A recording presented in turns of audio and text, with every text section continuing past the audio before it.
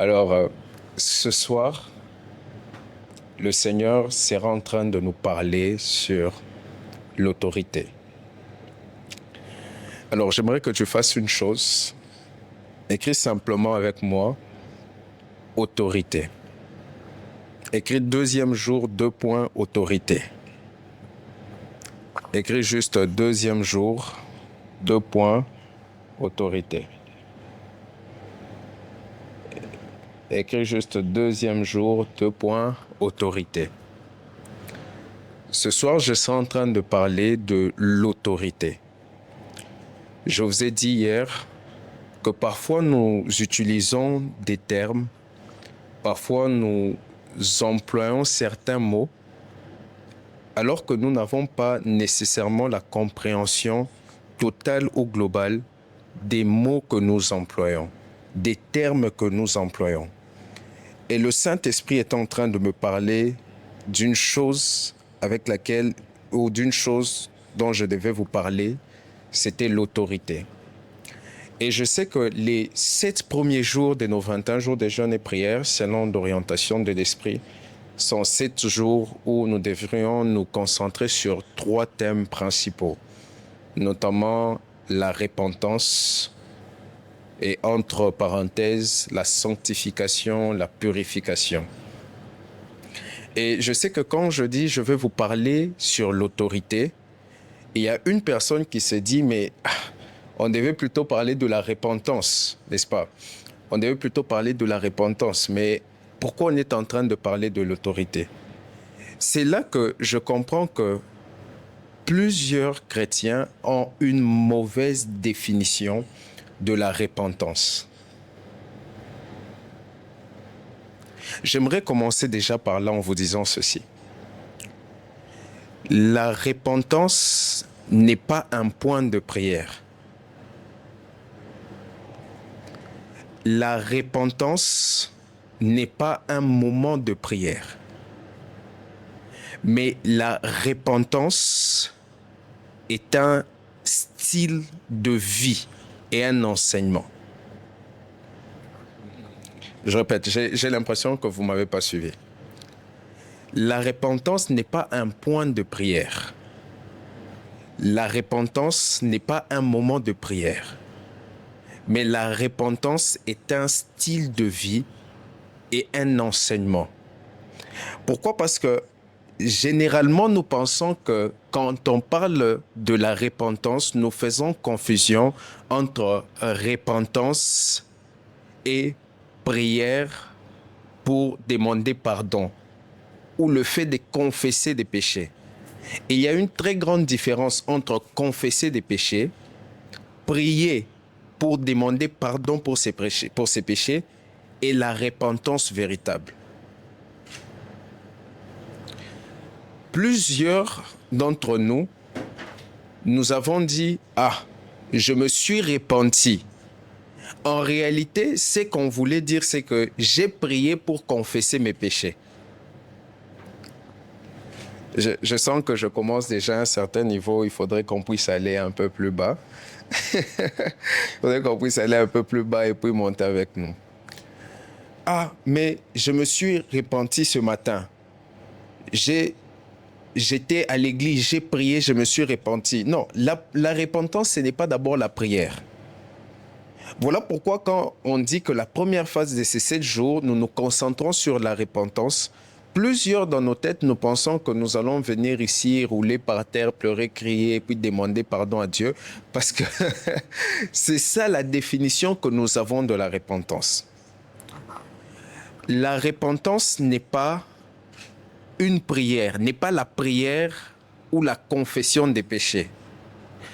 On ne peut pas parler de repentance là où il n'y a pas 4 choses qui sont incluses. 3 ou 4 choses. Premièrement, la repentance, c'est le fait de regretter ses péchés, la douleur qu'on ressent. Déjà, faut savoir faire la différence entre le repentir et la repentance, mais on ne va même pas aller là-bas. Voici les 4 choses qui constituent une repentance véritable. Donc, premièrement, le regret de ses péchés. Deuxièmement, connaître la volonté de Dieu. Troisièmement, se détourner de ses anciennes voies. C'est là qu'on parle de conversion, métanoïa, shift à 180 degrés, où on donne le dos à ce que nous regardions auparavant. Quatrièmement, c'est dédier ou se consacrer totalement à Dieu. Donc, lorsque ces 4 éléments ne sont pas réunis, on ne peut pas encore parler de repentance. La repentance dans la Bible, où le sens même de la repentance n'est pas d'abord la prière de la confession des péchés. Voilà pourquoi plusieurs fois vous avez juste prié pour confesser vos péchés. Mais vous ne vous êtes pas encore repenti tant que vous ne vous êtes pas encore détourné totalement de ce péché-là. Est-ce que Dieu n'a pas écouté vos prières et ne vous a pas pardonné? Il vous a pardonné. Mais vous n'avez pas encore connu la repentance véritable tant que vous ne vous êtes pas encore détourné de ce chemin. Tant que ces 4 choses ne sont pas réunies, les regrets des péchés, connaître la volonté de Dieu, se détourner totalement de ses voies, se consacrer ou se dédier totalement à Dieu. Tant que ces 4 choses ne sont pas réunies, on ne peut pas encore parler de repentance. Ceci répond à la question que plusieurs personnes se posent souvent, mais pourquoi le diable ne peut juste pas se repentir et demander pardon à Dieu? Et puis, tout est bien. C'est parce que nous pensons que la repentance, c'est le fait de demander pardon seulement. Non. La raison pour laquelle le diable ne peut pas se repentir, c'est parce que le diable est charnel. Ah, j'ai l'impression que moi-même, je commence à avoir chaud. Est-ce que vous êtes en train de me suivre? J'ai les chats ici avec moi, je suis en train de suivre les réactions de tout le monde. Je suis en train de suivre les réactions de tout le monde. Je disais, la raison pour laquelle le diable ne peut pas se repentir, c'est simplement parce que le diable est charnel. Vous pensez que être charnel, c'est posséder la chair? Non, ça ne veut pas dire ça. Être charnel, c'est un système de pensée. Voilà pourquoi la Bible dit que rien de ce qui est corruptible, rien de ce qui est charnel ne peut... Pourquoi vous ne pouvez pas dompter votre chair? Pourquoi vous ne pouvez pas... Ce corps va retourner à la poussière, mais on vous dit que la chair ne peut pas être domptée. Pourquoi vous ne pouvez pas dompter votre chair? Votre âme peut être sauvée. Votre esprit retournera à Dieu. Mais cette entité de vous, le vieil homme, ne peut pas être dompté. Le vieil homme ne peut pas recevoir Christ. Voilà pourquoi le diable ne peut pas se repentir. Parce qu'il est bloqué dans cette entité-là qui est condamnée. Pourquoi? Parce que être charnel, c'est d'abord un système de pensée.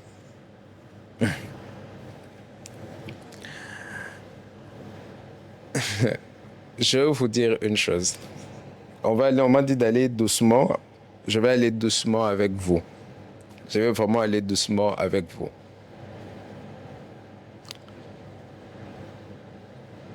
C'est une folie et mal comprendre la repentance que de demander aux chrétiens, aux païens, à des personnes qui ne connaissent pas Christ, de se repentir. On comprend très mal le mot repentance. Le mot repentance, surtout dans l'Ancien Testament, lorsqu'il est utilisé dans le contexte juif, il veut plutôt dire conversion. Parce qu'un païen ne peut pas connaître une repentance véritable. Pourquoi? Parce que je vous ai dit que la repentance inclut connaître la volonté de Dieu. Or, ce qui est charnel ne peut pas connaître ou faire la volonté de Dieu.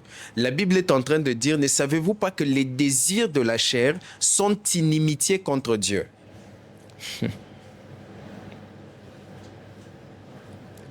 La raison pour laquelle le diable ne peut même pas penser à se repentir, je vous ai dit que c'est parce qu'il est charnel. Je veux vous donner un exemple. Si on vous prenait, vous, qui m'écoutez en ce moment, vous croyez au Seigneur, vous avez confessé Jésus-Christ comme Seigneur et Sauveur, vous êtes chrétien, vous priez, vous parlez en langue, vous allez à l'église, et on prenait un païen dans le monde. On vous amenait, vous tous deux, dans un endroit. Let's say, c'est une boîte de nuit. On vous laisse à la porte. Vous êtes-vous déjà posé la question, qu'est-ce qui fait en sorte que le païen va entrer dans cette boîte de nuit, ressortir le lendemain sans remords? Et vous ne pouvez même pas mettre votre pied dans cette boîte de nuit. Ou s'il arrivait que vous mettez votre pied dans cette boîte de nuit, lorsque vous allez sortir de là, vous aurez des remords, vous aurez quelque chose en vous qui sera en train de peser. Mais lorsque vous le regardez, lui, il te regarde et te dit, pourquoi tu te sens mal? Ah, non, mais on devait prier pour demander pardon. Demander pardon pourquoi? On est en boîte, on s'amuse, on vit. Moi, je ne vois pas de problème avec ça. Pourquoi? Parce que l'état d'esprit, les désirs d'un homme charnel, le système de pensée d'un homme charnel est différent du système de pensée d'un homme qui a été renouvelé par l'esprit de Christ qui est venu en lui. Est-ce que je suis en train de parler à quelqu'un? J'ai l'impression que je ne vous parle pas encore. Et je n'ai même pas encore commencé. Je n'ai même pas encore commencé. Là, on est encore en train de parler de la repentance. Je vais essayer de suivre. Je vais essayer de suivre ici. Je suis encore en train de suivre. Ah, de citer ici. Le prophète Joseph a dit, je commence quand? Non, je commence bientôt. Vous comprenez donc que ce qui est charnel ne peut pas connaître une véritable repentance. Et vu que le diable est charnel, il ne peut pas se repentir. Ça, c'est juste l'une des raisons que je vous donne. Maintenant, comprendre la repentance, ok, c'est connaître la volonté de Dieu.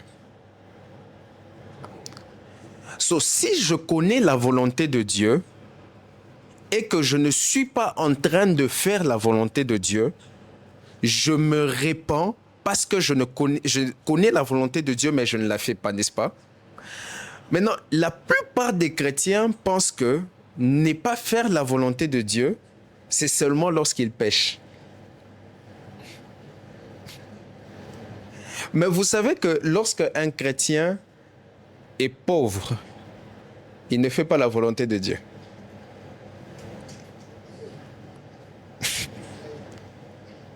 Est-ce que vous savez que quand un chrétien marche sans la puissance et l'autorité de l'esprit, il ne fait pas la volonté de Dieu? Parce que la Bible déclare que le royaume ne réside pas en parole seulement, mais en puissance.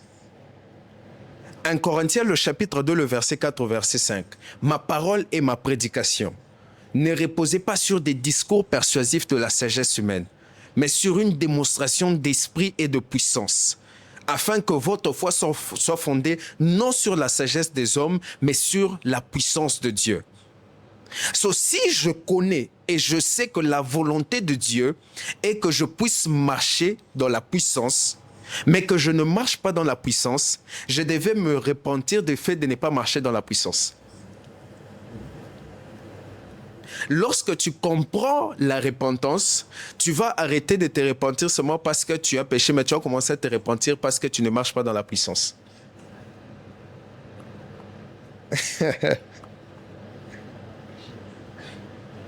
Il arrivera des temps où nous allons nous repentir parce que nous avons marché dans la pauvreté.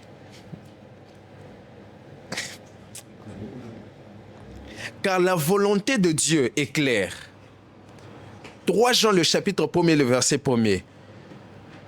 Bien-aimé Gaius, j'aime toujours mettre mon nom là-bas. Toi aussi, tu vas mettre ton nom. Bien-aimé Stan Glory, je désire que tu prospères à tous égards et que tu demeures en bonne santé comme prospère l'état de ton âme. Telle est la volonté de Dieu. Philippiens le chapitre 4, le verset 19.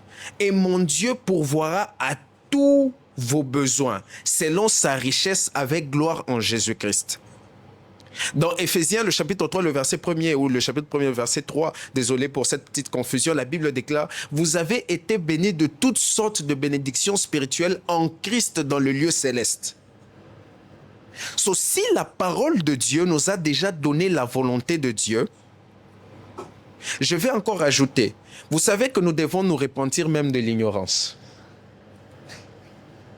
Parce que la Bible déclare que l'objectif de Dieu est que tout homme soit sauvé et que tous parviennent à la connaissance de la vérité. Vous connaîtrez la vérité. Un autre verset dit, vous connaîtrez la vérité vous affranchira. Un autre verset dit quoi? Mon peuple périt faute de connaissance. Donc nous savons que la volonté de Dieu est que nous puissions marcher dans la connaissance. Si nous marchons dans l'ignorance, nous devrons aussi nous repentir de l'ignorance.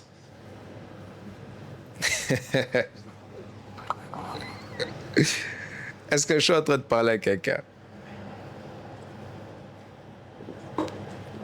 Est-ce que je suis en train de parler à quelqu'un?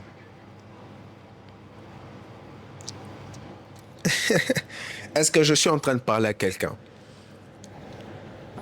Donc, lorsque nous comprenons c'est quoi véritablement la repentance, c'est le fait de connaître la volonté de Dieu. Nous comprenons. Voilà pourquoi je vous ai dit, la repentance est un style de vie de tous les jours et est un enseignement aussi. Pourquoi? Parce que lorsque nous comprenons que la volonté de Dieu est que nous puissions marcher dans l'autorité, mais que nous ne marchons pas dans l'autorité, il faut que nous puissions enseigner comment marcher dans l'autorité. Parce qu'il n'y a pas repentance tant qu'il n'y a pas shift total. Tant que vous n'avez pas encore commencé à marcher dans l'autorité, tant que vous ne vous êtes pas encore détourné à 180 degrés des choses que vous voyez autrefois, on ne peut pas encore parler de repentance véritable. Voilà pourquoi vous devez être enseigné sur des choses que vous ne connaissez pas. Pourquoi? Parce que lorsque vous serez en train de marcher dans l'autorité de l'esprit, c'est en ce moment-là qu'on sera en train de dire « Il s'est repenti du fait de ne pas marcher avec l'autorité ». Lorsque vous serez en train de marcher dans la richesse du royaume, c'est en ce moment-là qu'on dira qu'il s'est repenti de la pauvreté.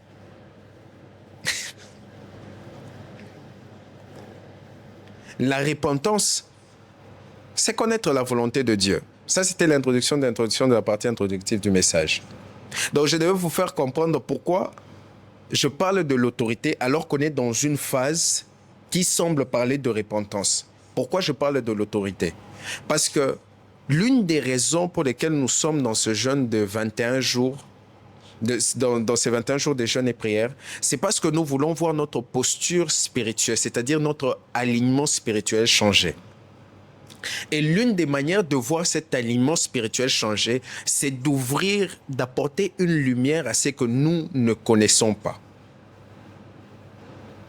Et l'une des manières de manifester quelque chose, comme je vous ai toujours dit, dans le monde spirituel, un principe spirituel est simple. Vous ne manifestez pas ce que vous ne connaissez pas.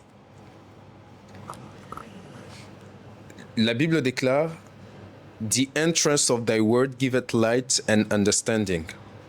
L'entrée de ta parole donne la lumière et l'entrée, voilà, « The entrance of thy word », l'entrée de ta parole donne la lumière et l'intelligence aux faibles.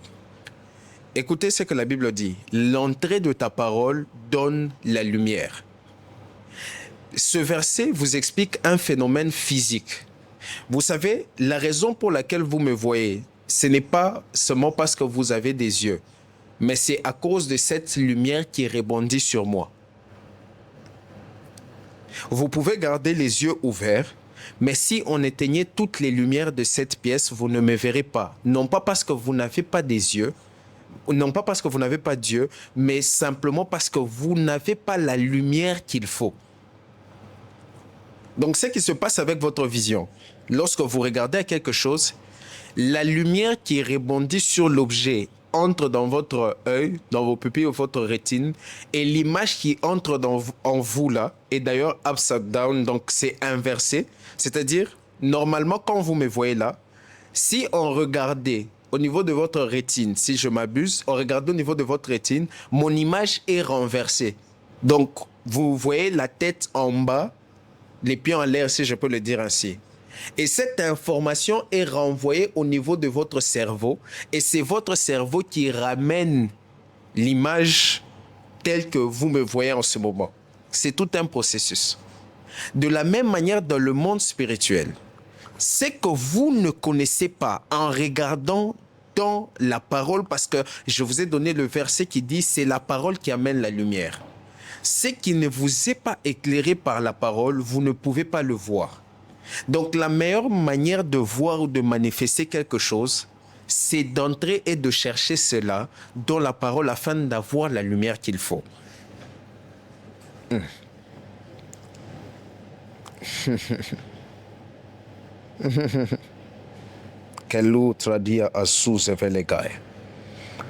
suis en train d'essayer de voir les copaïdons, mais ekita asous evagaï. Prophète, on peut aussi dire que se repentir, c'est connaître la volonté de Dieu et marcher selon elle dans toute son effectivité. Parce qu'on peut connaître sans marcher en fonction d'elle. Peut-on dire que l'on se répand dans ce cas-ci? Non. Souvenez-vous, on a longtemps parlé de ça. On reviendra sur ça d'ailleurs. La Bible dit, Philippiens dit, c'est Dieu qui place en nous le vouloir et le faire. C'est-à-dire, on peut avoir la volonté, mais on n'a pas la force ou la capacité de faire une chose. Voilà pourquoi je vous dis, lorsqu'on a la volonté, par exemple, d'abandonner un péché et on prie pour abandonner un péché, je vous ai dit que nous faisons une prière où nous confessons nos péchés, nous demandons pardon. Dieu nous pardonne, mais nous n'avons pas encore connu une repentance véritable tant que nous ne nous sommes pas encore détournés totalement de cela. Ça veut dire, si tu as encore un péché qui te domine, par exemple, cela ne te disqualifie pas de l'amour de Dieu. Cela ne te disqualifie pas du fait que tu vas aller au ciel. Crois-moi. Parce que rien ne peut nous séparer de l'amour de Dieu. Mais on ne peut pas parler de repentance véritable tant qu'il n'y a pas un shift total. C'est-à-dire, au-delà de connaître la volonté de Dieu, nous devons amener cette volonté dans son applicabilité au travers de sa parole. J'espère que j'ai répondu à la question. Donc, je peux connaître, je sais que vivre dans la pornographie, la masturbation et toutes ces choses, c'est mal. Je connais la volonté de Dieu. Mais si je continue de vivre dans ces choses, je peux passer par là, je demande pardon à Dieu, Dieu m'a pardonné, mon péché est effacé. Mais si demain je revenais dans ça, je n'ai pas encore connu la repentance véritable. J'ai confessé mes péchés et Dieu m'a pardonné. Et il va encore me pardonner si je demandais pardon lorsque j'ai tombé dans ça. Voilà pourquoi on l'appelle Jéhovah Ere Kapaim Avia Rachumim. Le Dieu riche en bonté et lent à la colère. Si je demande encore pardon, il est là pour me pardonner. Mais ma repentance n'est pas encore totale et véritable tant que je n'ai pas encore pris le temps, ou tant que, je ne me suis pas encore détourné totalement de ce mal. Voilà pourquoi la repentance, c'est comme la délivrance. Voilà pourquoi on dit aux gens, bon, quand ils viennent à Jésus, repentez-vous. Et la première forme d'ailleurs de délivrance, c'est le fait de donner sa vie à Christ. Pourquoi? Parce que vous vous détournez d'un système de pensée. Vous vous détournez du monde totalement. Et vous ne regardez plus en arrière. Est-ce que je suis en train de parler à quelqu'un? Donc, vous ne pouvez pas parler de repentance si vous ne connaissez pas la volonté de Dieu. Voilà pourquoi un païen ne peut pas dire « Oh non, hier je me suis repenti ». Non, il faut dire « Hier j'ai demandé pardon à Dieu » ou « Hier j'ai confessé mes péchés ». Parce qu'un païen ne connaît pas la volonté de Dieu.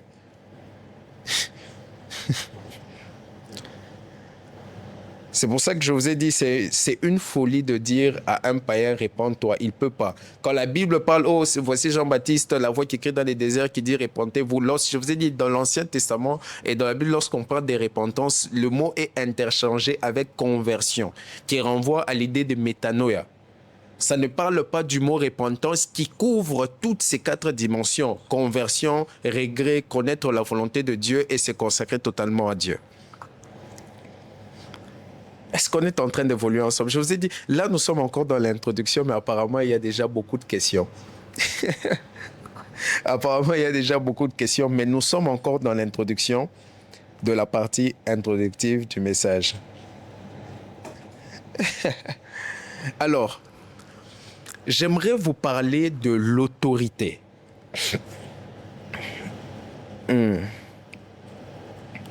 Crédit dans le cas où le Dieu créateur, est-ce qu'il n'y a pas repentance? Je ne comprends pas trop cette question. Dans le cas où le Dieu créateur le dit ou parle, est-ce qu'il n'y a pas repentance? Essaie de reformuler ta question. Je ne comprends pas trop cette question. Je disais, lorsqu'on parle d'autorité, Alash, tu vas me préparer quelques versets que je vais vous donner. Généralement, nous prêtons ou nous faisons confusion entre autorité, pouvoir et puissance. C'est vrai que le terme pouvoir et le terme puissance sont souvent interchangés, même dans la Bible, avec certaines versions. Mais aujourd'hui, je voulais m'atteler plus sur d'abord le mot autorité, même si je vais un peu toucher au pouvoir et à la puissance. Ce sont 3 concepts totalement différents. Vous pouvez manifester la puissance ou un pouvoir sans avoir l'autorité.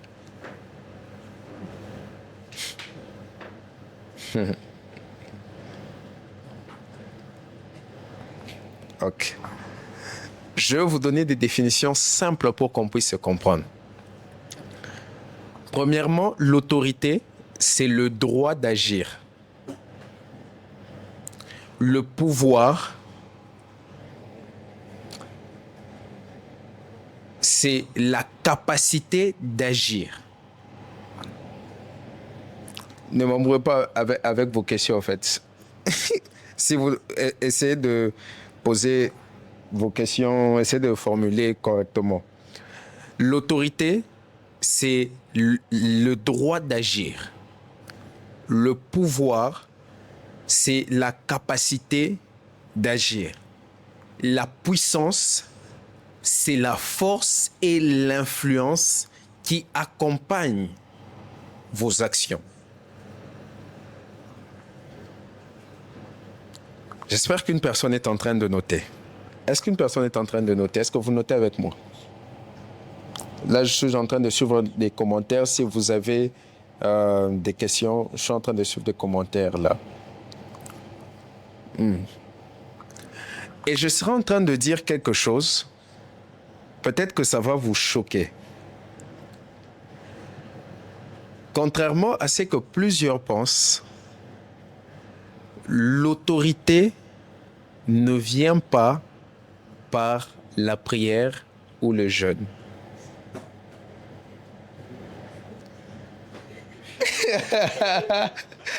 Non, il y avait quelqu'un ici qui s'est levé. Il est parti, il a dit non, c'est fini.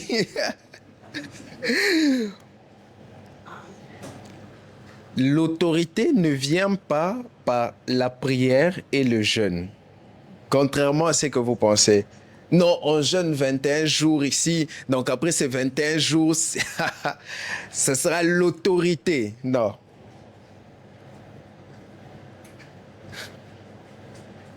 Je vais d'ailleurs vous montrer des gens qui ont manifesté l'autorité dans la Bible alors qu'ils ne jeûnaient pas. Alors, je prépare moi Luc le chapitre 9, verset 1er.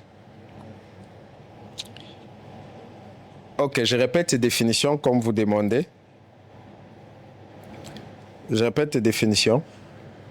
L'autorité, c'est le droit d'agir. Le pouvoir, c'est la capacité ou l'habilité d'agir. Et la puissance, c'est la force ou l'influence qui accompagne vos actions. Et je disais que l'autorité ne vient pas par la prière et le jeûne. Alors, Luc le chapitre 9, verset 1er, dit quoi?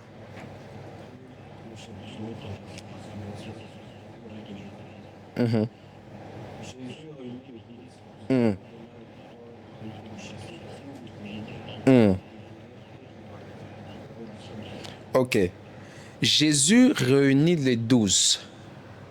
Les 12 n'ont pas encore connu l'effusion de l'Esprit. Le Saint-Esprit n'est pas encore venu sur eux. Jésus les réunit. La Bible dit qu'il leur donne le pouvoir et l'autorité de chasser les démons. Et lorsque vous continuez ce passage, vous verrez, ils reviennent et disent à Jésus, « Ah, nous sommes partis, nous avons chassé les démons et les démons nous sont soumis. » Et vous savez que lorsque Jésus était avec les disciples ne jeûnaient pas.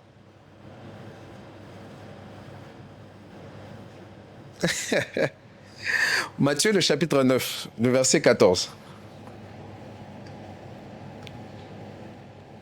Matthieu le chapitre 9, le verset 14.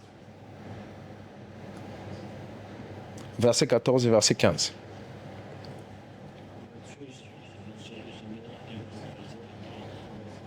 Mm. Mm. Mm.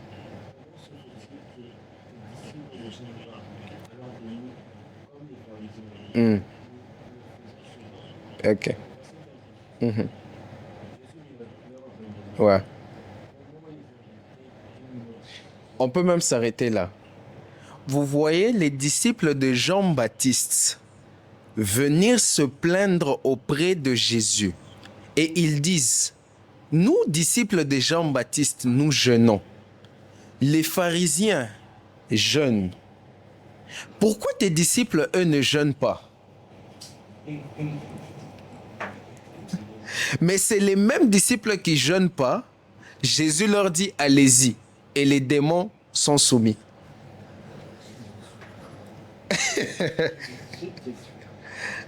Comment des démons sont soumis à des personnes qui ne jeûnent même pas?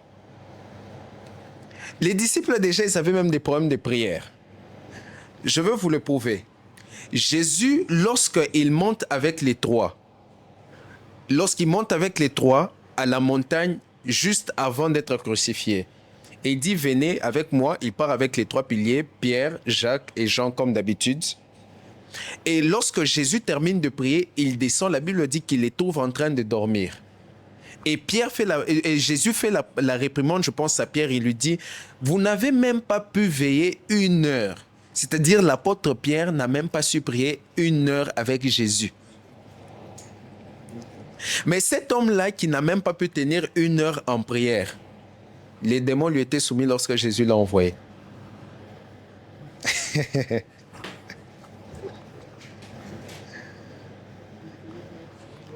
Parce que l'autorité ne vient pas d'abord par le jeûne et la prière. L'autorité est une charge qui est déléguée. Je pense que je vais d'abord suivre ce que les gens disent.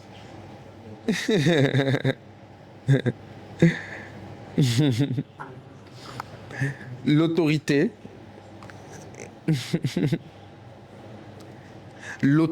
ne se gagne pas d'abord par le jeûne et la prière.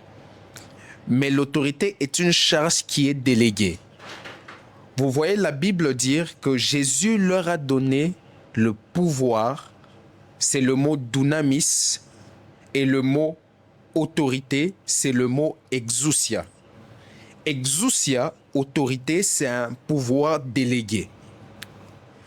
Il y a plusieurs dimensions d'autorité.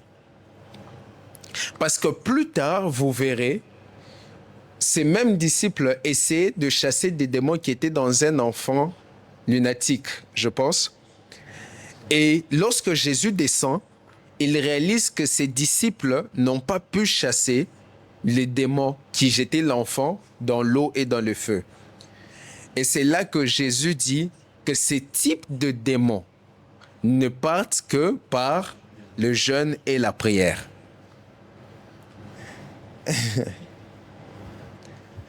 Quelqu'un dit, mais est-ce qu'on peut toutefois l'obtenir par le jeûne et la prière? Non. Je t'ai bien dit que ce ne vient pas par le jeûne et la prière. Il y a autre chose qui vient par le jeûne et la prière. Ce n'est pas l'autorité. Oui, on va arriver, ne vous en faites pas. Et si je devais disséquer, parce que l'interprétation de ce verset, c'est que les disciples doivent avoir une vie de jeûne et prière pour être en mesure de gérer avec ces types de démons. Mais ce n'est pas vrai. Ce n'est pas ce que Jésus dit. Si on checkait la version originale de ce verset et le mot que Jésus emploie, Jésus n'est pas en train de dire les types de démons ici partent par les jeûnes et la prière. Mais il dit que ces types de démons partent par la manifestation d'une foi qui grandit par le jeûne et la prière. Je pense que je vous ai déjà expliqué ça. Je vous ai déjà expliqué ça. On aura le temps d'aller en grec pour voir ce passage-là. Et vous verrez que le mot qui est utilisé, c'est le mot, c'est qui est cast out de la bouche. À moins que dans vos films, à vous, les démons sortent de la bouche. Il est en train de parler des paroles de l'autorité, ou je ne veux pas dire autorité, mais du pouvoir qui sort de la bouche. Ce pouvoir-là, tu deviens sharp dans cette manière d'exercer que lorsque tu exerces ton esprit au jeûne et à la prière. Ce n'est pas une question d'autorité. Les disciples n'ont pas échoué de chasser les démons pas parce qu'ils n'avaient pas l'autorité, mais parce qu'ils n'avaient pas la foi.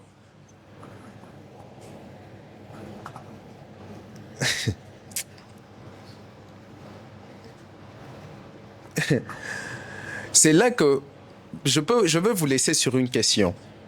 Matthieu, le chapitre 9 qu'on a lu là, Jésus leur répond, pourquoi vous voulez que mes disciples puissent jeûner alors qu'ils sont avec l'époux? Il leur disait indirectement que d'abord c'est moi qui suis Dieu, je suis là. Pourquoi vous voulez qu'ils puissent jeûner? Pour parler avec qui je suis à côté d'eux. Donc vous comprenez que vous jeûnez parce que vous n'êtes pas avec lui à côté. So, je ferme cette parenthèse-là. Je ferme cette parenthèse-là. Et la Bible dit, on va rester sur ce passage-là, Jésus a donné autorité et pouvoir aux disciples et ils pouvaient chasser les démons.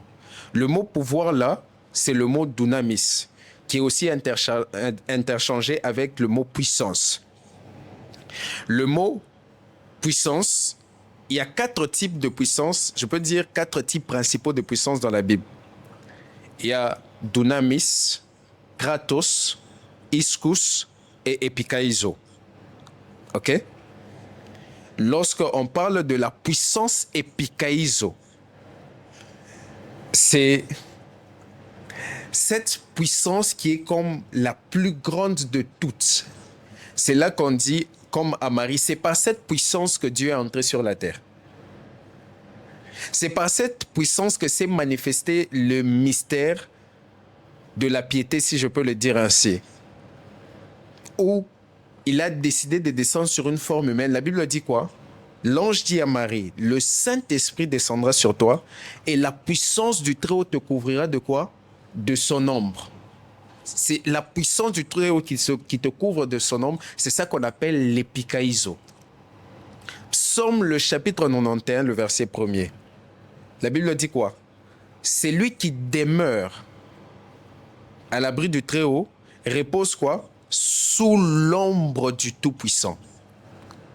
Lorsqu'on parle de la puissance dans la dimension d'Epikaizo, c'est une puissance qui est connectée à la dimension de Dieu qu'on appelle El Elyon. Le Dieu très haut.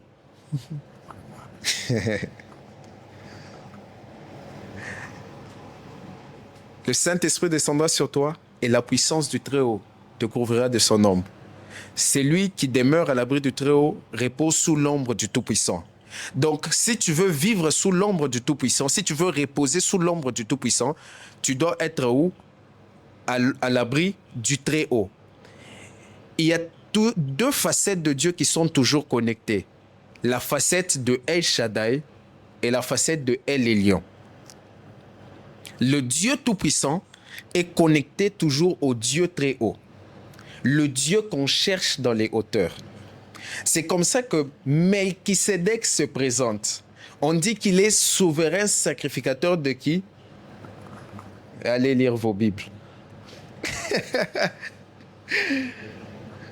Lorsque Melchisédek se présente dans Genèse 14, c'est là qu'on parle de El Elyon, du Dieu Très-Haut. Il est sacrificateur du Dieu Très-Haut. Mais ce que je voulais vous dire, c'est quoi? Je ne suis même pas encore entré dans l'autorité. Le problème avec la puissance d'Unamis, c'est celle qu'on retrouve dans Actes chapitre 1er, le verset 8. Le Saint-Esprit, on dit quoi? Vous recevrez une puissance, le Saint-Esprit survenant sur vous, et vous serez mes témoins. Vous recevrez une puissance, le mot là c'est dunamis. Je veux vous parler un peu de la puissance dunamis pour vous faire comprendre la différence entre la puissance et l'autorité. Je vous ai dit que l'autorité ne vient pas par la prière. La première dimension de l'autorité, c'est l'autorité que vous recevez par héritage. Ça veut dire, dès lors que vous appartenez à Christ, dès lors que vous acceptez Jésus-Christ comme Seigneur et Sauveur et que vous devenez enfant de Dieu, vous avez l'autorité. Un prince ne prie pas pour être prince.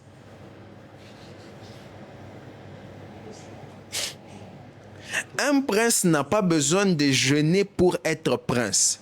Il est prince non pas parce qu'il a prié, non pas parce qu'il a jeûné, mais parce qu'il est fils d'un roi. Voilà pourquoi l'autorité ne vient pas par la prière et le jeûne. Parce que l'autorité est une chose qui est connectée à votre nature.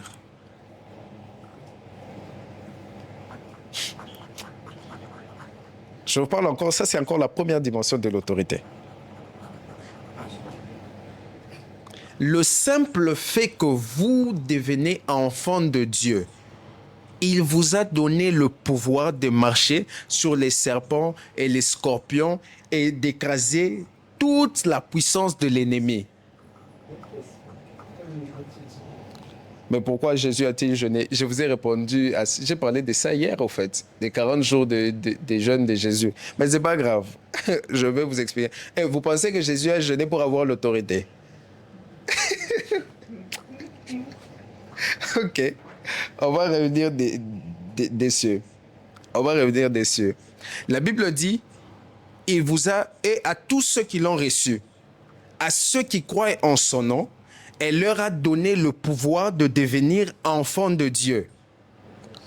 Qui a donné le pouvoir de devenir enfant de Dieu? Elle, là, c'est quoi? La lumière. Oui, c'est la parole. La lumière, la parole. La lumière, on parle de la lumière. C'est la lumière de la parole qui donne le pouvoir de devenir enfant de Dieu. Ce n'est pas la parole. Parce que vous ne pouvez pas dissocier la lumière de la parole. Voilà pourquoi on dit « The interest of thy word giveth light and understanding ». À chaque fois qu'il y a la parole, il y a la lumière. Voilà pourquoi au commencement, on dit au commencement était la parole. Et on te dit aussi que la lumière était là. Et cette lumière était la lumière des hommes et tout ça. À chaque fois qu'on parle de la parole, on parle de la lumière. Voilà pourquoi il n'y a pas que des chérubins qui sont autour de l'arbre de vie. Il n'y a pas que des chérubins, mais il y a des chérubins qui ont des épées flamboyantes. Parce que chérubin, chérub, veut dire lumière. Et l'épée, Éphésiens vous dit que l'épée, c'est la parole. C'est-à-dire Jésus qui est l'arbre de vie. Pour revenir à la vie éternelle, vous devez avoir les chérubins et l'épée, la lumière et la parole. Elvis, laissez-moi écrire. Oh my God. Écris avec moi autorité. Écris avec moi autorité. Elvis, arrêtez d'écrire.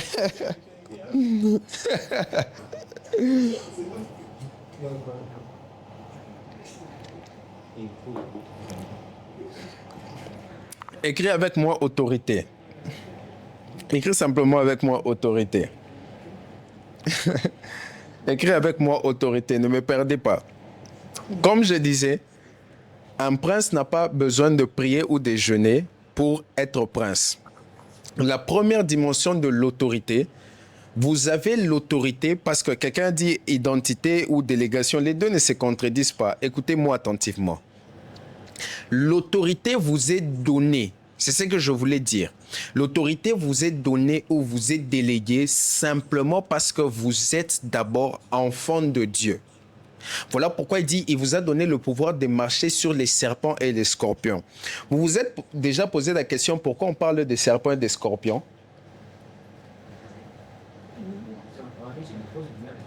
Pourquoi on ne parle pas des loups, des lions, des chiens?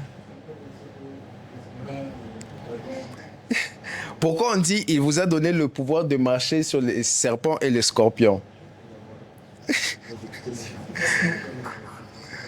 Je vais vous dire une chose, et c'est très profond. J'aime la sagesse de Dieu. La raison pour laquelle, ou je dirais mieux, l'une des raisons pour laquelle on dit vous marcherez sur les serpents et les scorpions, c'est que vous devez savoir, c'est que le venin du serpent vient de sa tête, mais le venin du scorpion vient de sa queue. Ce que Dieu veut simplement vous dire, c'est que vous marcherez sur toute la puissance de l'ennemi de la tête à la queue.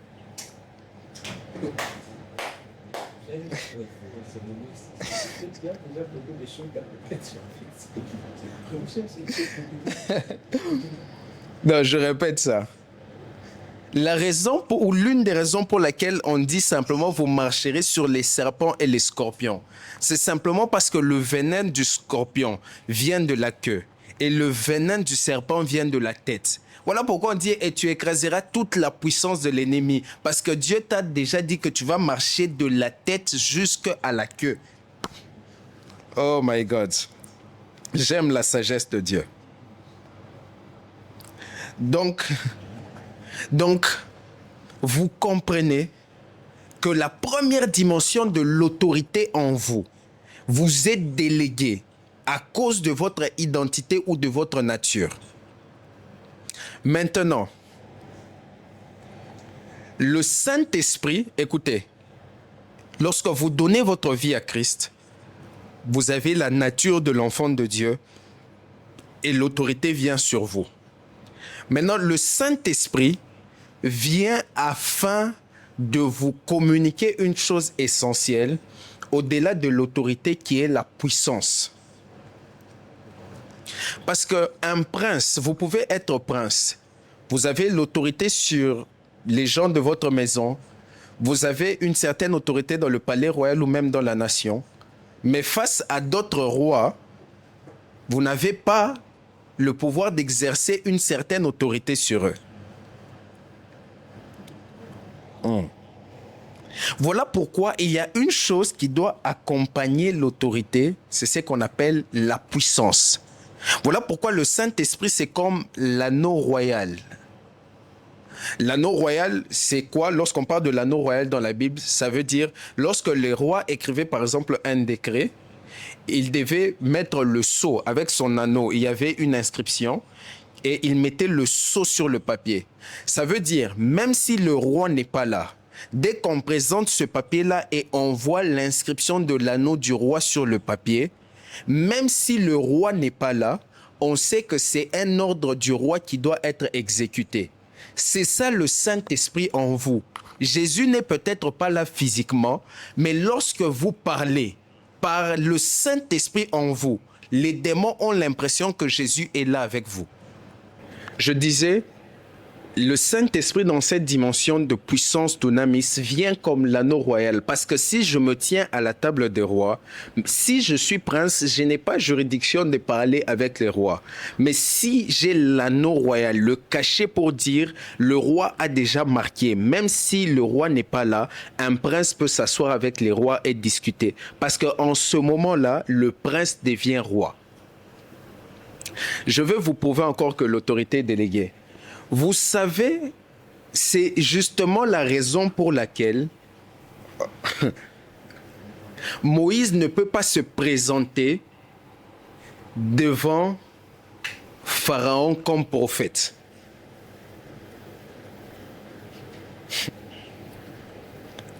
Dieu dit à Moïse, je fais de toi Dieu devant Pharaon et je fais de Aaron ton prophète.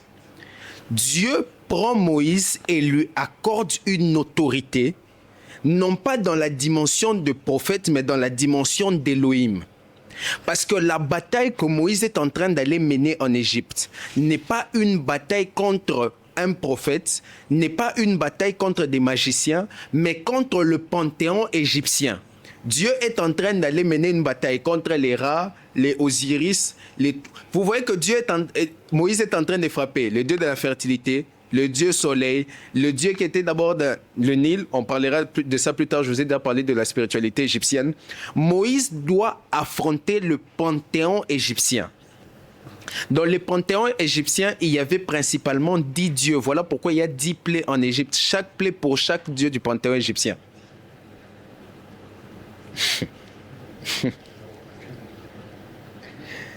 Dieu dit, tu es prophète, tu as la puissance, tu as le pouvoir, mais il te faut une chose qu'on appelle l'autorité.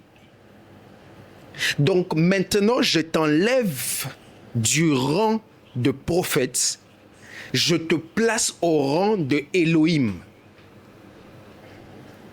Afin que lorsque tu vas aller rencontrer les autres Elohim, comprenez que quand j'utilise le mot Elohim ici, c'est juste pour dire Dieu. Lorsque tu vas rencontrer les autres Elohim, que tu sois en mesure de t'asseoir avec eux à table et de commencer à frapper chaque Elohim. Une plaie pour tous les 10 dieux du panthéon égyptien. C'est-à-dire, tu peux avoir le pouvoir ou la puissance. Mais si tu n'as pas l'autorité, ça sera très compliqué. Il me reste 15 minutes alors que je suis dans l'introduction du message. Ça sera très compliqué. Ça sera très compliqué. L'autorité.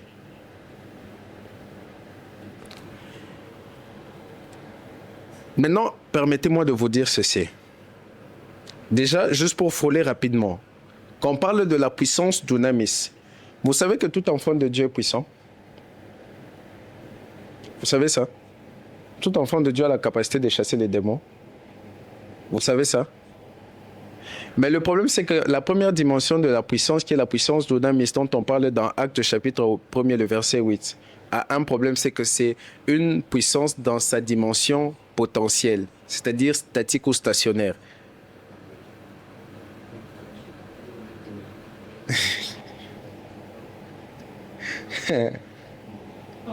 Dunamis, c'est de là qu'on tire le mot dynamite, comme je vous avais expliqué ça la dernière fois. Et les dynamites n'explosent pas d'elles-mêmes. They need a trigger. Il y a une mèche et il faut quelque chose pour allumer la mèche, pour qu'elle puisse exploser. C'est-à-dire, on peut avoir une maison remplie de dynamite. C'est-à-dire, cette maison peut potentiellement exploser.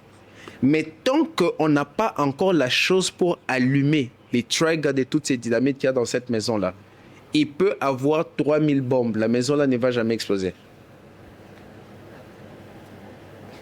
C'est ce que les chrétiens ont.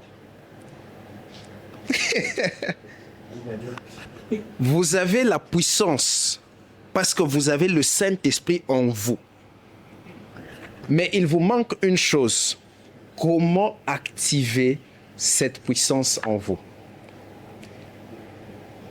Lorsque la puissance dunamis quitte sa dimension statique, stationnaire ou potentielle et entre dans sa dimension cinétique, je pense c'est ça, cinétique, elle quitte de la dimension de dunamis à la dimension de kratos.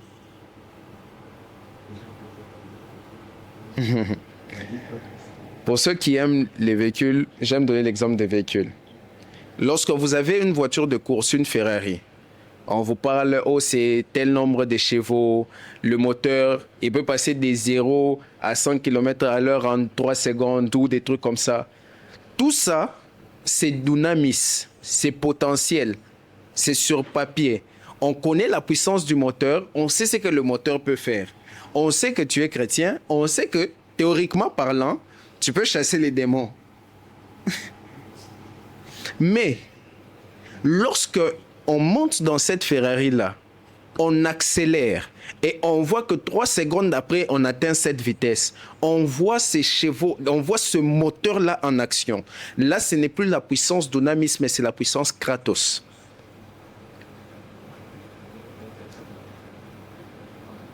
Vous comprenez le problème?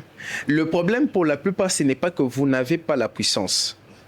Parce que la Bible dit, vous recevrez une puissance, le Saint-Esprit survenant sur vous, et vous serez mes témoins. Lorsque vous avez le Saint-Esprit sur vous, pas en vous, faites la différence, je vous ai déjà expliqué ça. Lorsque vous avez le Saint-Esprit sur vous, vous avez la puissance.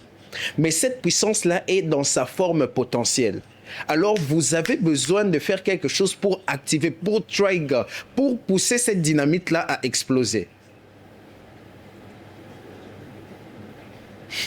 C'est là que maintenant vous allez dans les jeûnes, la prière, la consécration. Toutes ces choses ne changent pas Dieu.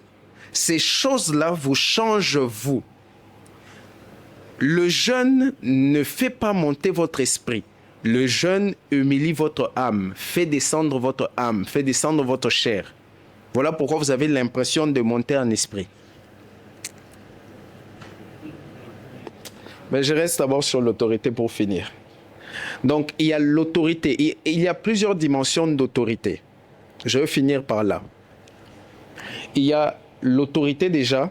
La première dimension de l'autorité, c'est celle que détient El Shaddai, le Dieu Tout-Puissant. Cette autorité qui est au-dessus de toute autre autorité. La deuxième dimension de l'autorité, c'est l'autorité de la parole de Dieu. Lorsque je vous parlerai de cette dimension de l'autorité, je vous expliquerai comment faire fonctionner l'autorité de la parole de Dieu. Parce que c'est ça l'avantage du chrétien. Et la troisième dimension de l'autorité, c'est là que j'ai parlé des créatures et des esprits. Et je vais finir par cet exemple. Je vais vous expliquer quelque chose que vous voyez souvent dans la Bible. Vous savez que la parole de Dieu a une autorité? Je vous parlerai de ça à la fin. Il envoie sa parole et sa parole les guérit. Vous savez, l'avantage du chrétien, c'est quoi? Au-delà de l'autorité qu'il obtient par le fait d'être enfant de Dieu, avec l'exemple de prince que je vous ai donné, il a une autorité qu'il peut aussi mettre en action qui lui est donnée par la parole. En réalité, lorsque Dieu vous donne la parole, il vous délègue une chose qui vous permet d'avoir de l'autorité, c'est-à-dire d'exercer l'autorité contenue dans la parole. Voilà pourquoi lorsque vous priez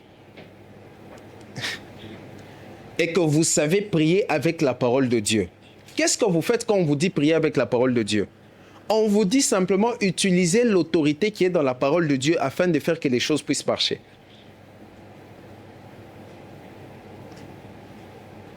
Voilà pourquoi vous êtes toujours là. Baba, on va prier comme là. Il y a des gens qui attendaient qu'on puisse être ce mois là-bas. Shege bébé, redelega duzapa, paradis agouze, zeze katumahate. Ok, on termine. Ah, Seigneur, Seigneur, Seigneur, Seigneur, on termine. Aucune autorité. Pas de résultat. Pourquoi?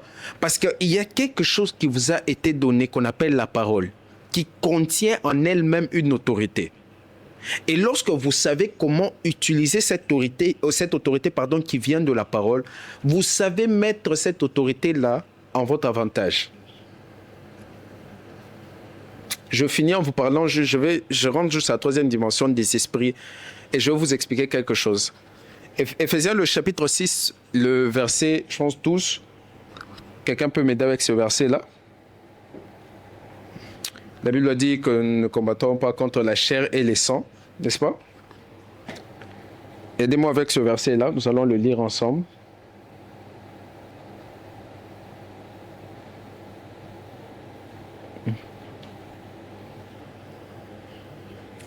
Éphésiens, le chapitre 6, le verset 12. On va le lire ensemble. Je serai en train de finir là.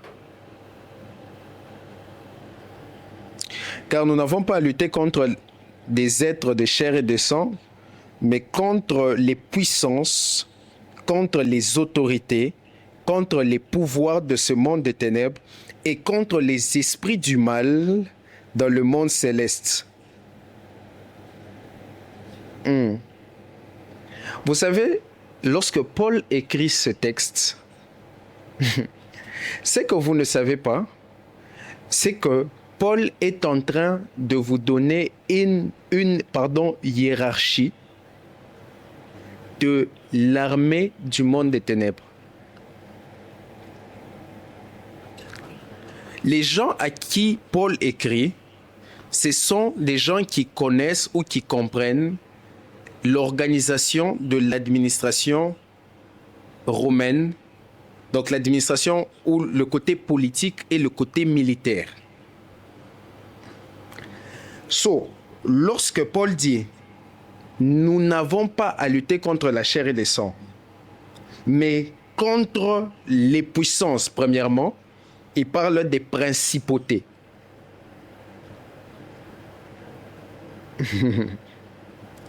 Les principautés, si je dois vous ramener ça dans un langage, humain, on va dire les principautés, ce sont les gouverneurs, les généraux. Il dit dans l'armée du monde des ténèbres là. Parce que n'oubliez pas, il a déjà dit, nous ne sommes pas ignorants des desseins du diable. Les désavantages de plusieurs chrétiens, c'est qu'ils ne connaissent pas ce qu'ils combattent. Mais le diable connaît très bien ce qu'il combat. Tu ne peux pas vaincre ce que tu ne connais pas. Voilà pourquoi vous tapez des bâtons, combat spirituel, vous prenez les babouches, vous lancez, et puis vous tapez par terre disant que le diable est en bas. Continuez. La Bible dit, l'apôtre Paul est en train de dire, nous ne sommes pas ignorants de ses desseins. L'un des grands problèmes du chrétien, c'est qu'il ne comprend pas ce qu'il combat. Mais le diable, son avantage, il était là bien avant que tu naisses. Donc, il sait ce qu'il combat. Il parle des principautés. OK? Ce sont comme les gouverneurs. Je suis aussi vos messages ici. Après les principautés, il parle des autorités. OK? Il parle des dominations. Lorsqu'on parle des dominations, on parle des empereurs. On parle des commandants suprêmes. Il parle des autorités. Il parle des petits esprits, des esprits méchants. Donc, il est en train de donner comme une classification. Il dit, il y a les principautés, il y a les dominations, il y a les autorités, il y a les esprits méchants. Donc, il y a les principautés, ou ceux encore qu'on appelle les archers ou archaïs. Il y a ceux qu'on appelle les cosmocrators, ce sont eux les dominations. Et il y a ceux qu'on appelle les exousia, les autorités, parce que le mot exousia veut dire autorité, mais veut aussi dire autorité dans le sens d'une personne. Donc, cosmocrator, il y a aussi les exousia, il y a les archers ou les archaïs, il y a les petits, les pneumatikas, donc les esprits là, méchants. C'est comme ça que la Bible vous dit, lorsque vous lisez Colossiens le chapitre 2, la Bible est en train de vous dire que Jésus-Christ a vaincu les dominations, les grosses mots Krator ou Krator. Il a vaincu les dominations et les autorités en les livrant en spectacle à la croix. Vous savez ce que Paul est en train de dire là? Paul est en train simplement de vous montrer ce qu'on appelle le triomphe romain. Parce que Paul écrit dans un langage que ceux qui lisent peuvent comprendre. C'est quoi le triomphe romain? Lorsqu'on allait en guerre contre des généraux étrangers, ok? Et que le chef gagnait, il y a ceux qu'on gardait vivants. Je pense que vous voyez ça souvent même dans les films. Et qu'est-ce qu'on faisait? On va les dépouiller de leurs titres, on va les enchaîner. Et le chef qui a remporté, il sera en train d'entrer avec ses ennemis liés qui sont en train de les suivre. Et tout le peuple va se réunir pour huer sur eux, leur jeter des histoires, vraiment les humilier, montrer la honte sur les généraux adverses qui ont été vaincus. Et Paul est en train de dire, Jésus-Christ, en allant à la croix, il était en train de faire le spectacle du triomphe romain. C'est-à-dire, il est entré dans le monde des ténèbres. Il a dépouillé les autorités. Il a dépouillé les dominations. La savia a tous everadi a gosses. Il a dépouillé les principautés. Il les a enchaînés. Il les a mis maintenant bien sur une chaîne. Et puis il leur a dit, venez maintenant. Je vais vous livrer, vous tous, en spectacle à la croix. Quand Jésus portait la croix et il était en train de marcher, les gens étaient en train de se moquer. Et le diable était là en train de regarder. Ce que les gens ne savaient pas, c'est que c'était un spectacle que Dieu est en train de faire. Parce que je vous ai toujours dit, le diable connaît le langage de la puissance, mais ne connaît pas le langage de l'amour. Le diable connaît le langage de la puissance, mais le diable ne connaît pas le langage de l'amour. Par le langage de l'amour de la croix, le diable ne comprenait pas. Il dit, comment la victoire peut se passer par une humiliation? Mais Jésus, dans sa dimension humaine, il est frappé, flagellé, il a déjà porté une croix. Mais dans sa dimension de Christ, siégeant sur son trône, il est en train de rire. Il dit, regardez, la croix, c'est un spectacle. Je vous ai toujours dit, la croix, c'est un spectacle. Dieu pouvait prendre d'autres choses, mais il a choisi la croix pour les livrer en spectacle. Et j'aime une chose, le psaume 110, où la Bible dit, l'Éternel dit à mon Seigneur, ou encore la Bible dit, le Seigneur dit à mon Seigneur, assieds-toi à ma droite, jusqu'à ce que je fasse de tes ennemis ton marchepied. Quand on dit Christ est assis à la droite du Père, ce n'est pas la droite de la main droite, ce n'est pas une localisation physique, non. La droite du Père, c'est la place de l'autorité. Voilà pourquoi Jésus dit dans Matthieu 28, verset 18, « Approche-toi et puis écoute-moi. » Voilà pourquoi il dit, « Toute autorité m'a été donnée dans le ciel et sur la terre. » Parce que c'est lui qui siège à la droite du Père. C'est lui qui possède toute autorité. Est-ce que je suis en train de parler à quelqu'un? Là, j'ai fini. Là, j'ai fini. Et la deuxième partie de ce message, je vais un peu entrer deep dans les autorités en tant qu'esprit. Parce que vous devez comprendre, je vous ai dit, l'avantage que Paul avait, il dit, nous ne sommes pas ignorants des desseins du diable. Donc, ce qui fait que vous ne marchez pas dans une certaine dimension de connaissance et de puissance, c'est parce que vous ne connaissez pas les desseins du diable. Par exemple, les principalités sont celles qui influencent les cultures des peuples.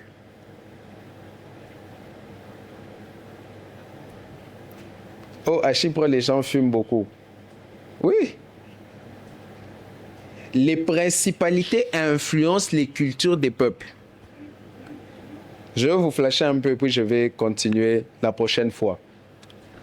Vous savez que sur chaque territoire, sur chaque pays, Dieu avait placé autrefois des anges, et c'est en fonction des anges qu'il a placés sur chaque territoire qu'il a mis le nombre des gens ou des types d'ethnies qui devraient rester là.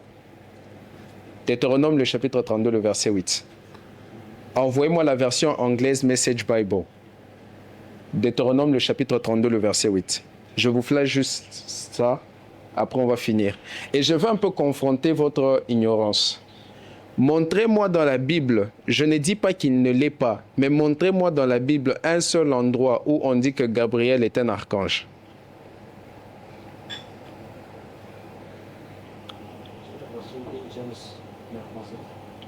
Message Bible.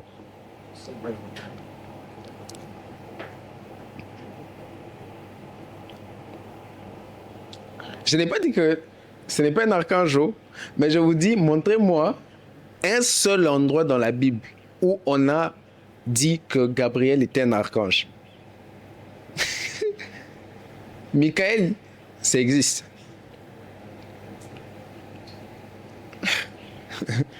Lucifer est un chérubin protecteur. Ézéchiel, le chapitre 28. Vous n'avez pas la version Message Bible, vous lisez pas votre Bible en anglais, vous êtes dans la précarité. Non, trouvez Message Bible. Message Bible ressort plus cette vérité que King James. Je pense que je vais voir ça moi-même. Téléchargez un peu Message Bible, s'il vous plaît. Ok. Je prends cette version. La Bible dit, When the high God gave the nation their stake, gave them their place on earth, he puts each of the peoples within boundaries under the care of divine guardians. Est-ce que vous comprenez ce texte? S'il vous plaît, interprétez pour ceux qui n'est pas que français. Au niveau, si vous preniez la version Louis II, au niveau, on a parlé des fils des hommes, mettez des anges. But God himself took charge of his people, took Jacob on his personal concern. Qu'est-ce que, au fait, les théologiens, certains théologiens vous diront que cette partie de Deutéronome 32, c'est la suite de ce qui s'est passé après la tour de Babel. Après que Dieu ait séparé les gens en séparant les langues, il les a mis sur la charge de certains anges en fonction de leur région. Je vais maintenant vous expliquer ça. C'est ce qu'on appelle les principautés parce que certains se sont révoltés. Ce sont des choses dangereuses que je vais dire, mais cette partie de la vidéo sera coupée. Oui, on va couper cette partie de la vidéo. Dieu a pris les hommes, il les a séparés par la tour de Babel et il les a mis par territoire, il les a mis sous la charge de certains anges. Voilà pourquoi dans le psaume 82, vous voyez Dieu réprimander des anges. Et il leur dit, pourquoi vous ne faites pas justice à la veuve? Pourquoi vous jugez autant mal le monde? Et il commence à réprimander ceux qui avaient la charge des hommes qu'il avait placés dans certaines nations. Voilà pourquoi Daniel 10, c'est là que j'allais finir. Daniel 10, vous voyez, Gabriel, lorsqu'il vient, il dit que le prince des Perses m'a arrêté.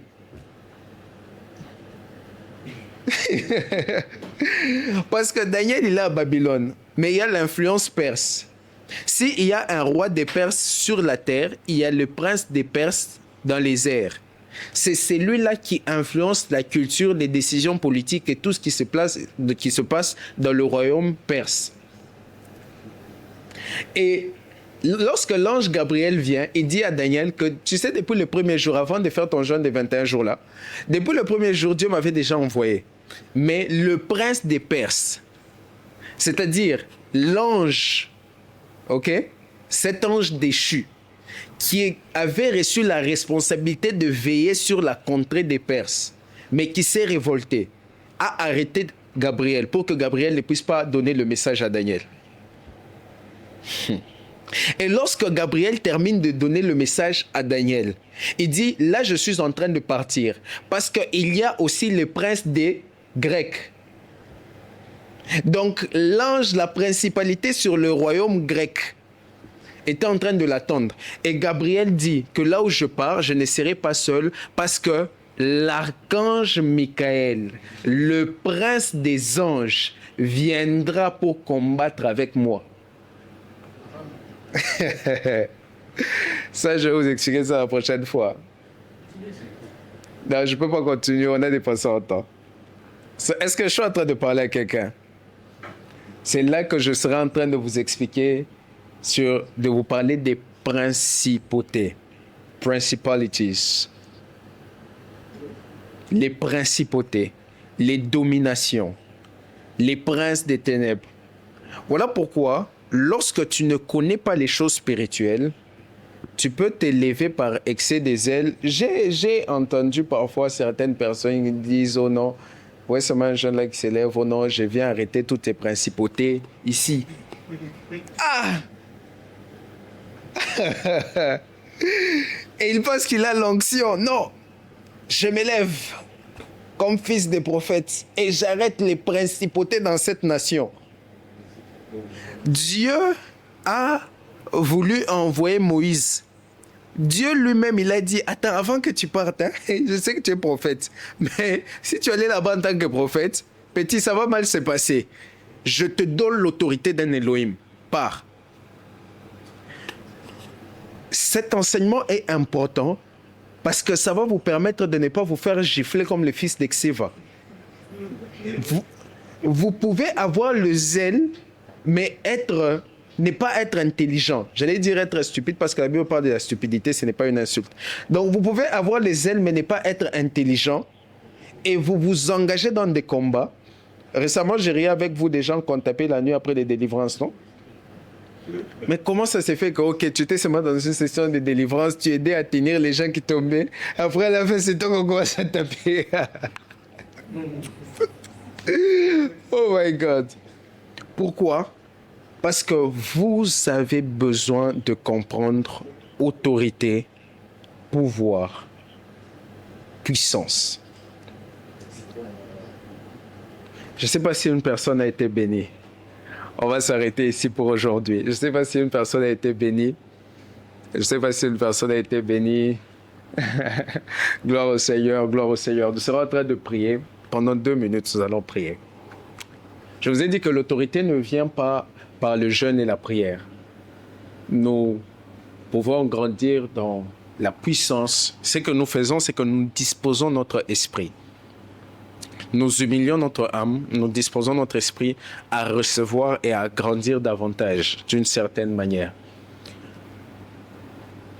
La bonne nouvelle que je vous apporte d'abord, rien que pour aujourd'hui, c'est que vous avez reçu l'autorité simplement d'abord par votre nature. Je ne parle même pas d'abord de l'autorité de la parole, mais je vous parle de l'autorité du fait que vous soyez enfant de Dieu. Et je vous ai dit que la puissance qui repose sur vous, Dunamis, a besoin d'un trigger pour être activé ou allumé. Et le trigger que vous utilisez aujourd'hui, c'est le fait que vous puissiez vous disposer dans l'écoute de la parole, cette lumière qui est en vous, qui vous fait réaliser des choses. Et en ce moment-là, vous pouvez commencer à expérimenter la main et la puissance de Dieu. Alors, on sera en train de prier. Tu vas dire, Seigneur, je réalise l'autorité que tu m'as donnée et que tu m'as confiée en tant que ton enfant. Et tu me fais comprendre que lorsque je connais une chose, c'est-à-dire la lumière entre moi, je peux le manifester. J'avais peur des démons. J'avais peur de marcher lorsque je rencontrais l'adversité parce que je n'avais pas conscience de l'autorité qui reposait sur moi en tant qu'enfant de Dieu. Mais maintenant que j'ai cette révélation, j'aimerais marcher dans l'autorité. Prie au nom de Jésus. Père éternel, je suis en train de prier ce soir, moi-même connecté avec ces hommes et ces femmes. Merci pour la révélation qui est tombée dans notre esprit ce soir et pour cet enseignement. Je sais que nous serons en train de grandir, éternel Dieu, dans la révélation et dans la connaissance, afin que les choses que nous avions reçues déjà par ta grâce, que nous puissions être en mesure de le manifester. C'est toi qui places en nous le vouloir et le faire. Éternel Dieu, nous venons devant toi parce que nous savons que tu es celui qui nous a appelés dans ces 21 jours solennels afin de nous révéler des choses qui vont nous faire grandir et nous faire marcher dans une nouvelle dimension. Je sais que tu es fidèle, de sorte qu'à partir de ce soir, alors que ces hommes et ces femmes ont découvert l'autorité, la puissance qui reposait sur eux, tu es là, éternel Dieu, afin maintenant, Saint-Esprit, de souffler à leur oreille et de leur dire, vas-y et fais ceci, parce que tu as reçu l'autorité de l'Esprit. Tu as reçu l'autorité par le fait que tu es enfant de Dieu. Et à tous ceux qui l'ont reçu, à ceux qui croient en son nom, elle leur a donné le pouvoir de devenir enfant de Dieu. Et par le fait que nous devenons enfants de Dieu, nous avons l'autorité de l'Esprit. Nous avons la puissance, nous avons la dunamis avec nous. Seigneur, je sais que ce soir, notre vie est transformée parce que nous sommes entrés en contact avec ta parole et nous serons en train de voir et de vivre de grandes choses. Merci pour ta grâce. Merci pour ta fidélité. Merci pour ton amour. Merci, éternel Dieu, pour ce que tu ne cesses de faire dans nos vies. Et nous témoignons, éternel Dieu, nous savons que nous témoignerons de cela et des fruits, éternel Dieu, de cet enseignement.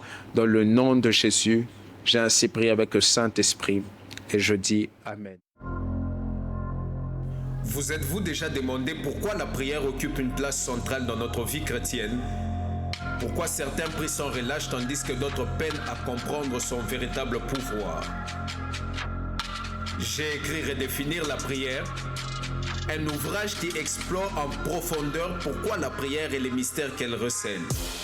À travers ces pages, vous découvrirez non seulement l'essence de la prière, depuis ses origines anciennes, mais également les secrets qui vous ouvriront les portes d'une dimension spirituelle nouvelle.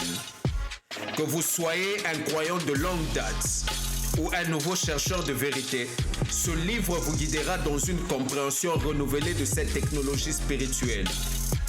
Êtes-vous prêt à voir la prière sous un nouvel angle? Êtes-vous prêt à redéfinir la prière?